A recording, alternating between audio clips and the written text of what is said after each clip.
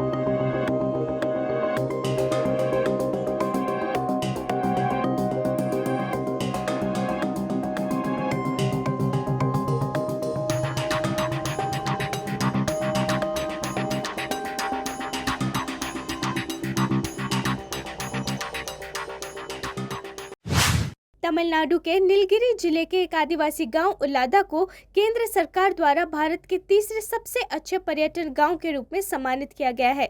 इसे अपनी भोजन प्रणाली और आकर्षक स्थान के कारण शीर्ष पर्यटक गांव के रूप में चुना गया है। गांव में 720 लोग रहते हैं और चाय पहाड़ी वनस्पति की खेती में लगे हुए हैं। गौरतलब है कि केंद्र सरकार हर साल भारत के सर्वश्रेष्ठ पर्यटक गाँव का चयन करती है और उन्हें सम्मानित करती है।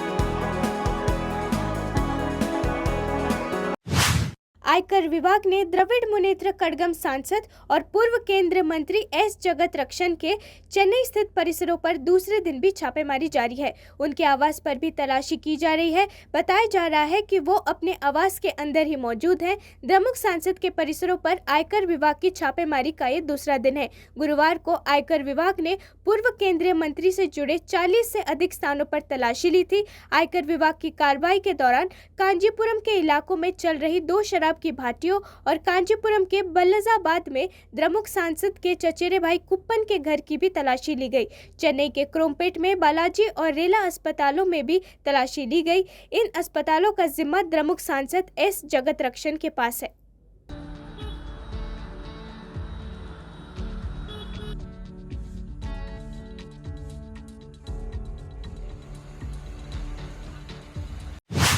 मुंबई के गोरेगांव में एक इमारत में आग लगने से कम 7 लोगों की मौत हो गई। महाराष्ट्र के मुख्यमंत्री एकनाथ शिंदे ने कहा कि वो मुंबई में स्थिति पर लगातार नजर रख रहे हैं और उन्होंने सभी पीड़ितों के परिवारों के लिए 4 लाख रुपए की अनुग्रह राशि की घोषणा की। उन्होंने ये भी कहा कि सभी घायलों का इलाज मुफ्त होगा।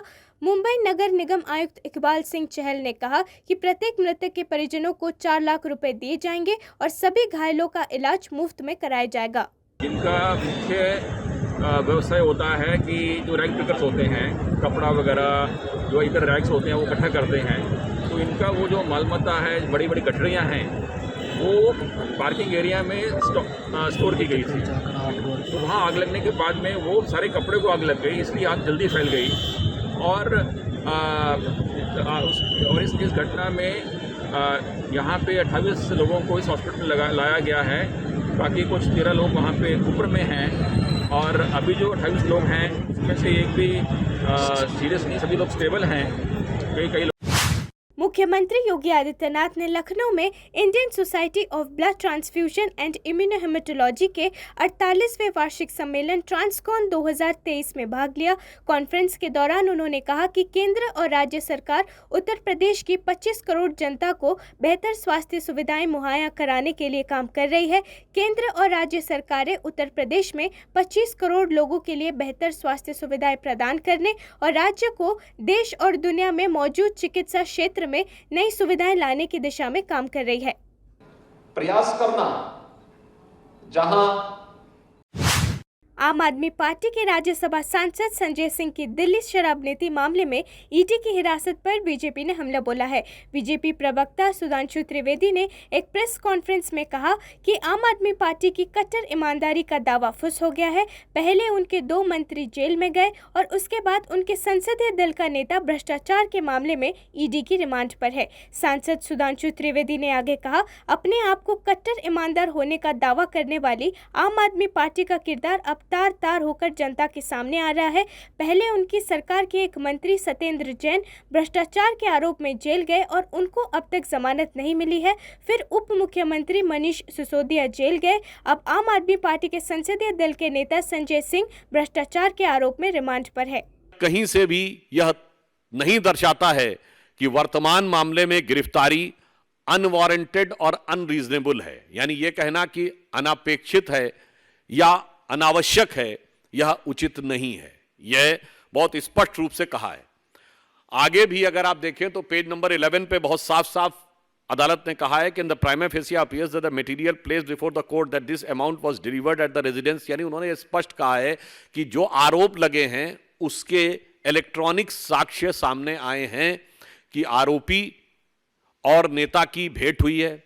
भेंट होने के बाद जो आरोप है पैसे की डिलीवरी का, वह भी इलेक्ट्रॉनिक साक्ष्यों के साथ मेल खाता हुआ नजर आ रहा है। अब मैं आपसे एक और पॉइंट कहना चाहूंगा कि जजमेंट के पॉइंट नंबर 13 को अगर आप पढ़ें पेज नंबर 12 पे, तो उसमें अंतिम 2 लाइनों में कोर्ट ये कहता है, दो the veracity of these statement will be tested during the course of trial only, but for the purpose of investigation and such statement has to be believed and taken into consideration. उन्होंने कहा कि वास्तविकता में दोष का निर्धारण जांच के बाद होगा। आम आदमी पार्टी के सांसद संजय सिंह की रिमांड और केंद्रीय एजेंसियों के एक्शन को लेकर दिल्ली के मुख्यमंत्री अरविंद केजरीवाल ने तीखी प्रतिक्रिया दी है। केजरीवाल ने कहा कि पूरे देश में देखने मिल रहा है कि झूठे केस लगाकर विपक्षी पार्टियों और नेताओं को निष्क्रिय करने की कोशिश हो रही है। विपक्षी दलों को डराने की कोशिश की जा रही है। कई लोगों को तोड़कर भाजपा अपनी पार्टी में शामिल कर रही है, जो लोकतंत्र के लिए अच्छा नहीं है। अरविंद केजरीवाल ने कहा कि इन्होंने पूरी जांच हमारी कर ली, लेकिन कुछ नहीं मिला। बस घोटाला, बिजली घोटाला, सड़क घोटाला, पानी घोटाला, सब जांच करा ली, लेकिन कुछ नहीं मिला।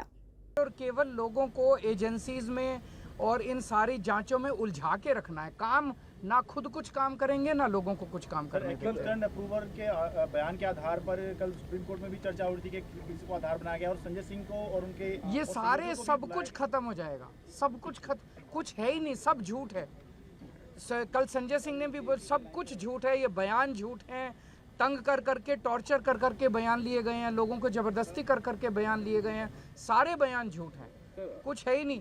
लेकिन मैं तो ये कह रहा हूँ, अभी तो ये देख लेना थोड़े दिन इंडिया गठबंधन के दो अहम घटक दलों के नेताओं को एक बार फिर साथ में देखा गया है। एनसीपी प्रमुख शरद पवार ने कांग्रेस के राष्ट्रीय अध्यक्ष मल्लिकार्जुन खड़गे और कांग्रेस नेता राहुल गांधी से मुलाकात की। सूत्रों ने बताया कि विपक्षी दलों के गठबंधन Indian national developmental inclusive alliance के लिए योजनाओं पर चर्चा करने के लिए एनसीपी प्रमुख ने कांग्रेस के दो बड़े दिग्गजों मल्लिकार्जुन खड़गे और राहुल गांधी से मुलाकात की। इस मुलाकात के बाद कांग्रेस अध्यक्ष खड़गे ने अपने आधिकारिक एक्स हैंडल से कुछ तस्वीरें पोस्ट करते हुए लिखा, देश की जनता की आवाज और बुलंद करने के लिए आज राहुल गांधी जी के साथ एनसीपी अध्यक्ष शरद पवार जी से भेंट हुई। हम हर चुनौती के लिए तैयार है। जुड़ेगा भारत, जीतेगा इंडिया।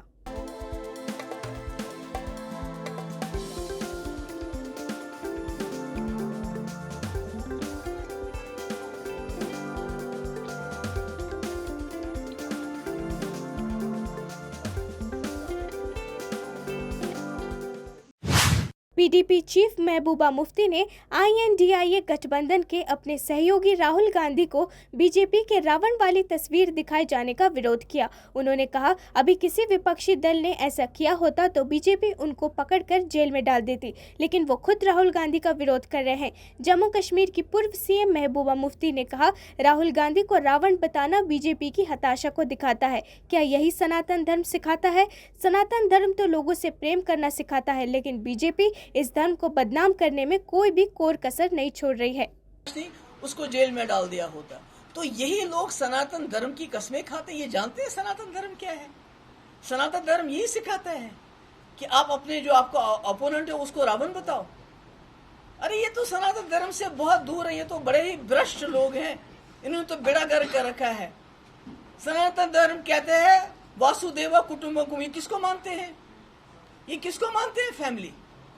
हाँ, हो सकता है पूरी दुनिया को फैमिली मानते हो, पूरी दुनिया में जाते हैं, वहाँ मस्जिदों में सलाम करते हैं, वहाँ मुसलमान लीडरों के गले मिल जाते हैं, पर यहाँ इस मुल्क में तो मुसलमानों को लिंच करते हैं। ये झूठ बोलते हैं। आपका सनातन धर्म बोलते हैं सच बोलो, ये सच बोलते हैं क्या?